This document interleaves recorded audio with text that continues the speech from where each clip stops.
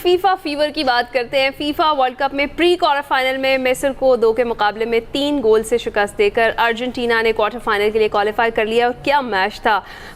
जिस तरीके से फर्स्ट हाफ तक जो है ना, मेसी फैंस भी खासे परेशान थे। उन्हें भी लग रहा था कि सफ़र भाई यहीं पर कहीं तमाम ना हो जाए, लेकिन फिर मेरे ख्याल है 70वें मिनट के बाद जो है सिचुएशन कहीं जाकर बदली और फिर 3 गोल्स हुए। और उसके बाद जब जीत भी हो गई, दूसरी जो ओपोनेंट टीम है वो इल्ज़ामात अभी भी लगा रही है कि मैच फिक्स था, जो मर्जी कर लें, जो मर्जी कह लें, मैच फिक्स था। मेसी की टीम, जिस तरह मैं जिक्र कर रही हूँ कि आखिरी 15 मिनट में उसने गेम पूरी पलट दी थी और इजिप्ट के खिलाफ जीत पर मेसी आबदीदा हो गए। और स्विट्ज़रलैंड ने पेनल्टी शूट आउट पर कोलंबिया को शिकस्त दे दी है और मुकर्ररा इजाफी वक्त तक मुकाबला बगैर किसी गोल के बराबर था। और फिर क्वार्टर फाइनल की जो लाइनअप है वो भी मुकम्मल हो गई है। क्वार्टर फाइनल में फ्रांस और मोरक्को जुमे को सामने आमने होंगे और इसके साथ साथ स्पेन और बेल्जियम हफ्ते को आमने सामने होंगे। नॉर्वे और इंग्लैंड, अर्जेंटीना और स्विट्ज़रलैंड इतवार को आमने सामने होंगे। ये फीवर चल रहा है फीफा का और बड़े ज़बरदस्त किस्म के मुकाबले जो हैं वो हम देख रहे हैं, मैचेस जो हैं वो हम देख रहे हैं। नासिर इस्माइल साहब हमारे साथ मौजूद हैं, हमारी पाकिस्तान अंडर 17 टीम के फुटबॉल टीम के कोच भी हैं। अस्सलाम वालेकुम नासिर साहब, गुड मॉर्निंग, कैसे हैं आप? वालेकुम अस्सलाम, अल्हम्दुलिल्लाह जी, मैं बिल्कुल ठीक हूँ। नासिर साहब, सबसे पहले तो ये जानना चाहेंगे, ये जो मैच हुआ है, इजिप्ट बहुत ही स्ट्रॉन्ग लग रहा था और इससे जीतना जो है वो तकरीबन नामुमकिन ही लग रहा था कि जब 2 गोल उसने दाग दिए थे और अर्जेंटीना के 0 थे। आखिरी 14 मिनट में, 15 मिनट में हुआ क्या जो ये गेम पलट गई?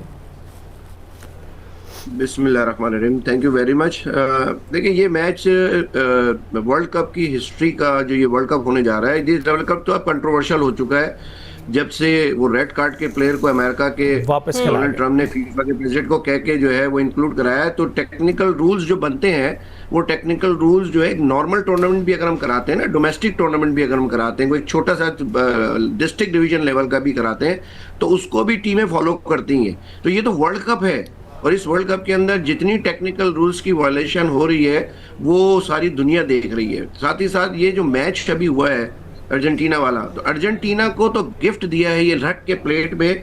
इतना फेवरेटिज्म तो हमने कहीं पे भी दुनिया में नहीं देखा कि रेफरी इतना बाइस्ड डिसीजन उसके हुए हैं कि बिल्कुल मिस्र के साथ ज्यादती हुई है। जो फाउल नहीं था, जिस जगह पे उन्होंने फाउल को, गोल को रिवर्ट किया, वापस कर दिया, वहां पे साथ में असिस्टेंट रेफरी खड़ा है। असिस्टेंट रेफरी का मतलब ही क्या होता है? असिस्ट करना।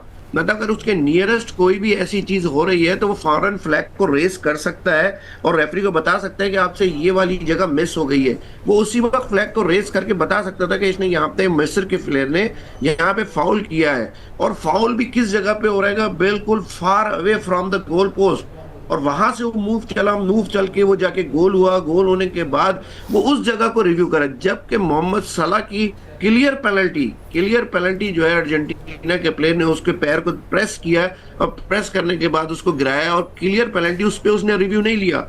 तो ये वर्ल्ड कप कंट्रोवर्शियल हो चुका है। जो प्रेसिडेंट है इन्फेंटिनो, वो इस वक्त कंट्रोवर्शियल हो चुके हैं पूरी दुनिया में अंदर, क्योंकि उन्होंने जिस तरीके से जो पिछले मैच को, जो अमेरिका वाले मैच को फेवर दिया और फेवर दे के तमाम रूल्स रेगुलेशन की वायलेशन उन्होंने की है। उन्होंने अपने फीफा स्टेच्यूज की वायलेशन कर दी है। देखिए ना, फीफा हमेशा जहाँ थर्ड पार्टी इंटरफेरेंस होती है ना, जहाँ पे हुकूमत आके टेक ओवर कर लेती है, जैसे नेपाल में बैन लगा हुआ है, पाकिस्तान में 3 दफा बैन लगाएगा कि गवर्नमेंट इंटरफेरेंस की, किसी और लोगों ने आके, स्टेक होल्डर्स ने कब्जा कर लिया फुटबॉल हाउस के ऊपर, तो उन सबको लाइफ टाइम बैन कर दिया और बैन करने के बाद उन लोगों को फुटबॉल की किताब से हटा दिया। सैप ब्लैटर की मिसाल सामने है, उन्होंने करप्शन की, उनके ऊपर केसेस चले, उनको बैन कर दिया। तो मैं समझता हूं कि ये इन्फेंटिनो का आने वाले इलेक्शन जो फीफा के होंगे उसमें मैं नहीं समझता कि इतनी बड़ी वायलेशन के बाद इन्फेंटिनो जो है as a FIFA president continue करेंगे। ये मेरा प्रोग्राम आप अपने पास रिकॉर्ड में रखिएगा और जब ये चीज होगी तो इसको जरूर आप क्लिप को चलाइएगा। यानी आप दुरुस्त कह रहे हैं कि एहतजाज दुरुस्त है जो इजिप्ट की टीम कर रही है, जो वो उनके कोच कह रहे हैं वो बिल्कुल दुरुस्त बात कर रहे हैं। सर, ये ऑफसाइड वाला जो सारा मामला है, जरा हमारे व्यूअर्स के लिए भी एक्सप्लेन कीजिएगा, कहाँ कहाँ पर आपको लगा कि ये जो साइड जो है वो ली गई है, खासतौर पर अर्जेंटीना की? आपने कहा कि जैसे प्लेट में रखकर मैच सर्व किया गया उन्हें। देखिए, ये पूरा वर्ल्ड कप जो है ना, इसके अंदर ऐसे ऐसे डिसीजन जो है वो हुए हैं। खास तौर पे मैं अर्जेंटीना की बात इसलिए करूं कि इसके लिए अगर आप ड्रॉज में भी देखें तो कैप वर्डे के सामने भी एक क्लियर फाउल हुआ था पेनल्टी स्पॉट के एरिया के बाहर, वहां पे उन्होंने उसको फाउल नहीं दिया। केप वर्डे के आगे भी जो रेफरीज के डिसीजन थे वो टोटल 22 थे, फेवरेटिज्म उधर भी दिखाई गई। उसके बाद ये वाला मैच देखें, फीफा सबसे ज्यादा जो डिस्कस करती है ना, जो सबसे ज्यादा वो जेंडर डिस्क्रिमिनेशन के ऊपर बात करती है, और वो ये जो नस्ल कुशी है या जो ब्लैक एंड व्हाइट, और इसको सबसे ज्यादा वो डिस्कस करती है कि नहीं, फीफा एक फुटबॉल फैमिली है, उसमें हर रंग नस्ल जात पात का आदमी खेल सकता है, आ सकता है, मिल सकता है। लेकिन यहाँ पे नजर आ रहा है कि जो टीम थी कल इजिप्ट, इसके साथ 100% आप देखें कि उनके कोच ने क्रॉस का निशान बना के जुल्म का कि ये जुल्म हो रहेगा। और जो आके आप जो match man of the match लड़का जिसने गोल किया था, उससे जब इंटरव्यू हुआ तो उसने इंग्लिश के अंदर ये किया कि ये हमारे साथ, और अरबी में भी उसने बोला जुल्म है, ये जुल्म किया। और हकीकत में कल रेफरी ने जुल्म किया है, और इतना फेवर मैंने अपनी हिस्ट्री में कभी किसी टीम के साथ नहीं देखा कि उसको इतना फेवर दिया गया हो कि उसके लिए रास्ता बनाया जा रहा है कि ये फाइनल, तो भाई ट्रॉफी पहले ही दे दो उसको अर्जेंटीना को यार। बिल्कुल। तो नासिर साहब, ये इन्होंने डैमेज कर दिया। ये फिर बाकी मैचेस के बारे में क्या सोचते हैं आप? जो स्पेन और पुर्तगाल का मैच हुआ था वो तो ठीक था। नहीं, स्पेन पुर्तगाल का मैच बिल्कुल ठीक था। देखिए, कहीं ना कहीं छोटे मोटे जो ह्यूमन एरर्स होते थे ना, उसके लिए VAR को लेके आया गया। ठीक है कि VAR सिस्टम के अंदर बहुत सारे रेफरीज के ऐसे डिसीजन थे कि जो गलत थे, और उसको VAR ने दुरुस्त किया। VAR is a good technology, वो बुरी टेक्नोलॉजी नहीं है, ठीक है ना।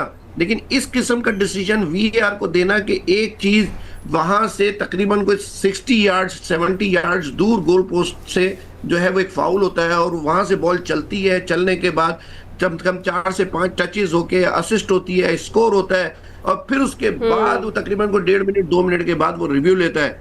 This is very unfair. जबकि वहां पे आप देखें, अगर वो आप शॉट निकालें जिस जगह भी इन्होंने फाउल दिया, बिल्कुल असिस्टेंट रेफरी वहां साथ खड़ा नजर आ रहा है उस प्लेयर के स्क्रीन के अंदर कि वो पीछे खड़ा हुआ है। और असिस्टेंट रेफरी के पास इतना पावर होता है कि वो इस किस्म की जो इंसिडेंट होते हैं जहां पे प्लेयर आपस में लड़ रहे होते हैं या फाउल होता है, जो नियरेस्ट पोजीशन होती है वहां पे वो उसको असिस्ट करके बता सकता है कि ये फाउल है, फ्लैग उठाता है, दो रेफरी को बताते हैं कि फाउल इस टीम का है या इस टीम का है, फिर वो वहां से फाउल की किक देते हैं और वहां से फिर मैच रीस्टार्ट होता है। अच्छा, अगले मैचेस भी फिर कंट्रोवर्शियल हो गए, जिस तरह से हम देख रहे हैं कि क्वार्टर फाइनल का लाइनअप मुकम्मल हो गया है, और जुम्मे को जो है फ्रांस और मोरक्को होंगे, स्पेन और बेल्जियम हफ्ते को आमने सामने आएंगे, और इतवार को इंग्लैंड और अर्जेंटीना जो है, नॉर्वे और इंग्लैंड और अर्जेंटीना और स्विट्जरलैंड का मुकाबला होना है। तो आपको क्या लगता है फाइनल में किस टीम को जाता हुआ देख रहे हैं, in spite of all this, ये जो आप कह रहे हैं कि कंट्रोवर्शियल हो गई हैं चीज़ें? फाइनल के अंदर हम बात कर लें अगर, अब फ्रांस मेरे हिसाब से फेवरेट है इस वर्ल्ड कप का फाइनल खेलने के लिए, और दूसरी तरफ से तो रास्ता सीधा सीधा दिया जा रहा है अर्जेंटीना को कि भाई आप जाओ, हम आपको प्लेट में रख के वर्ल्ड कप दे रहे हैं, इन्फेंटिनो साहब इसको दे रहे हैं कि जाओ जाके खेलो फाइनल, और फाइनल की ट्रॉफी लेके फिर अपना नाचते हुए उठाते हुए ट्रॉफी को चूम के फिर तस्वीरें सोशल मीडिया पे ट्रॉफी के साथ लेट के दिखाएं। तो this is very unfair trophy. ये टोटल वर्ल्ड कप जो है कंट्रोवर्शियल हो चुका है, खास तौर पे उस रेड कार्ड के बाद जो रिव्यू उन्होंने वापस किया है।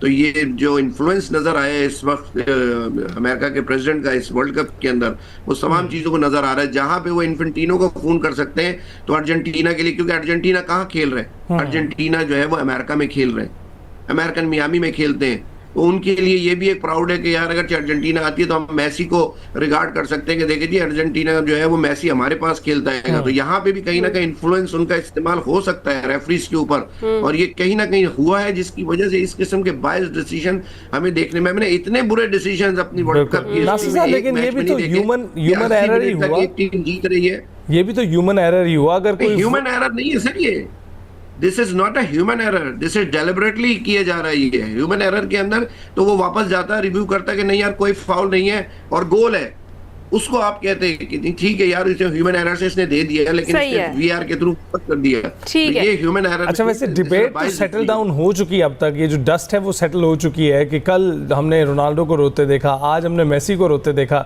तो जो है डस्ट, जो गोट की एक डिबेट है, वो आपको लगता है कि सेटल हो चुकी है या अभी उसमें कुछ बाकी है? नहीं, देखें ये मेसी का रोना क्यों रोना है, ठीक है ना।